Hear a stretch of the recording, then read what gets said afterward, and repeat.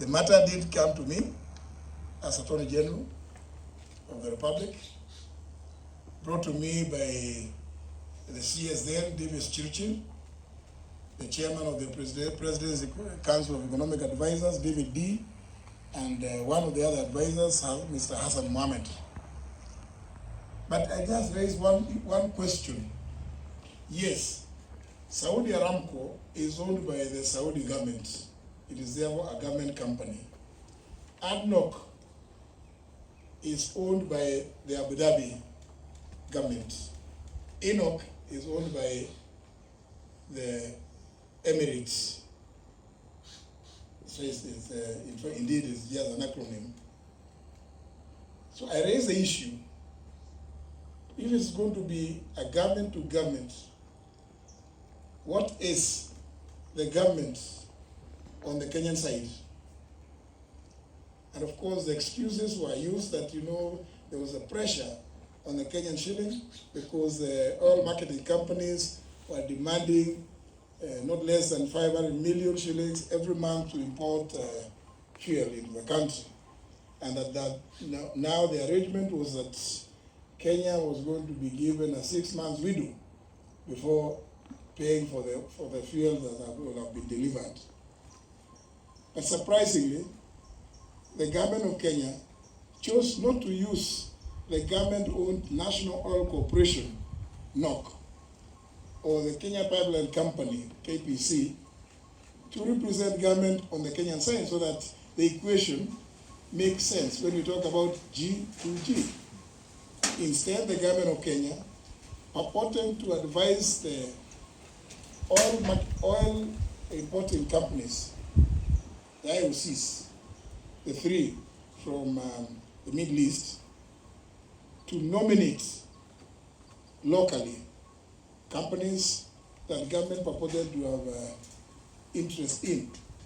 And those companies, the three that was nominated, are the ones led by Gulf Energy, in which William Ruto controls more than 3/4 of its shares. Indeed, as Kenyans will know, this Gulf Energy is the company that bought out the British consortium that was dealing with the Turkana oil. And therefore, it is no wonder that we have never seen a reduction in the fuel prices, because William Ruto is right in the middle. On the Kenyan side, he is the G. That's why we are calling on William Ruto to now cease this arrangement. And that's why we are saying Parliament should actually be the one in the forefront to call for scrapping of this so-called G2G arrangement, so as to address the plight of the common person who is going to get the effects of this astronomical and abnormal increase in fuel prices. Thank you. Thank you. In addition to what my colleagues have said, when we were reflecting on this issue this morning, the 3 points that need to be made in addition to what we have said in the statement, the lengthy and detailed statement we have put out, is that one, a lot of information on this matter has come to us, the leaders of the opposition. This is because there are so many Kenyans out there in the public and private sector who are not just alarmed, but generally deeply frustrated by the way this administration is managing our country. I stop to ask the question all the time, in this era of information and liberal availability of information, it cannot be that the government and its leaders are doing this in the hope that the public will not know, which leads us to the conclusion that they are doing so blatantly, deliberately, and they actually don't care about the law, they don't care about the stability of the country, and they don't care about the progress of the country. Two, it's astounding the level of conflict of interest involved in this matter. when you read all the documents and all the information that has been brought to our attention, it's so abundantly clear that the president and head of state is not just an interested party in this matter. He is a practical key player in this whole matter. And our president is now faced with that conflict of interest where he needs to choose between being head of state and government and therefore the custodian of the welfare of the people of Kenya, and the businessman and the practitioner that he is in the business environment. Because for the private sector in this country, the leader of our nation is a predatory competitor, and he can't hold that position of competitor and regulator at the same time, because obviously you can see the resultant effect of it. It's untold pain and suffering of our people. Lastly, I hate to say this, I always hope I'm wrong on some of these things, because just 4 years ago, before we left the government, we warned the country about a number of these things. I was the previous administration when we saw some of these things, and pointed out that these our friends do not have the capacity to be fair arbitrators and leaders of a great nation such as ours.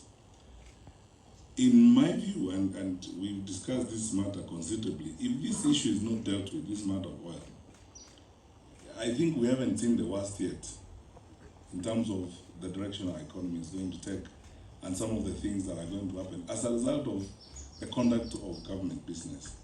So when we say publicly that our country is going the wrong direction, we do so because we love our country, we are patriotic, we are responsible people, and we have a moral duty to point out to our fellow citizens when we think we are clearly entering a very dangerous zone in the affairs of our country.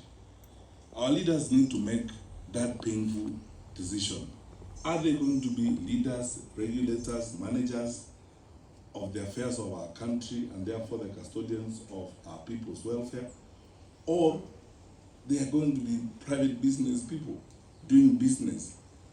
If you sat down with Kenya Private Sector Alliance, the Kenya Association of Manufacturers, and all these private sector people working in our country and investing, working very hard in our country, some of them in low tones, some of them in extreme frustrations of the things that happen, give you evidence that our country is headed the wrong direction. And we are asking these questions not because we are negative about these things, but because we are also alarmed at all these things that are available. And we want to, lastly, on behalf of my colleagues, thank the Kenyans who have given us this information. You had my three colleagues who spoke before me, Honorable Gashawa, Honorable Kalonzo Musyoka, and Honorable Muturi. All this information that we have, a lot of it every day is coming to us from Kenyans who are very concerned. We thank them, we want them to know that we appreciate their forthrightness and their commitment, and we remain open. Please give us more information on this, because we have been taken through this oil business by government officers and public officers who are willing to share information, who are equally concerned and very, very frustrated by the way the affairs of our country are being run. We will work with them. My last point is to assure them that in us they have very worthwhile partners. We are also hopeful about our country, and we are asking them not to lose hope even as they find themselves in those circumstances. Help is on the way. We are turning the corner soon. We will turn the leaf soon, and we will continue with the business of building a country, because we believe our beloved country, Kenya, is better. We are better than this. Thank you. Well done.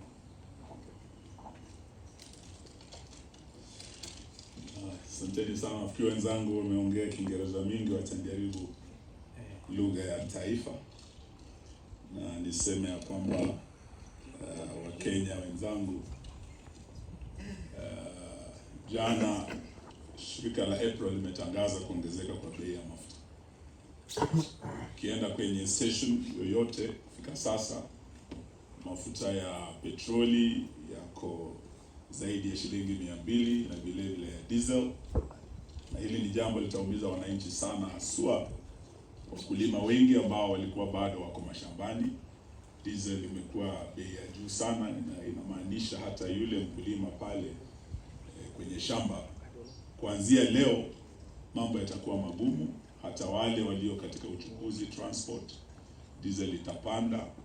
Hata vijana wetu wa bodaboda, petroli itapanda, na hiyo inamaanisha nauli itapanda kutoka kwa yule mwana bodaboda, yule matatu, ile basi, na popote unapoenda. Sasa gharama ya maisha imeongezeka kwa kuanzia jana, na mara ya mwisho tukifikisha zaidi ya shilingi 200 bei ya mafuta ilikuwa wakati wa maandamano ya kwanza, wakati tulikuwa na finance bill ya kwanza ya serikali ya Kenya kwanza, na hiyo ndio ili double mambo ya VAT, ushuru kwa mafuta, kutoka shilingi 8 kwa lita hadi shilingi 16, 16% ya VAT on fuel every liter.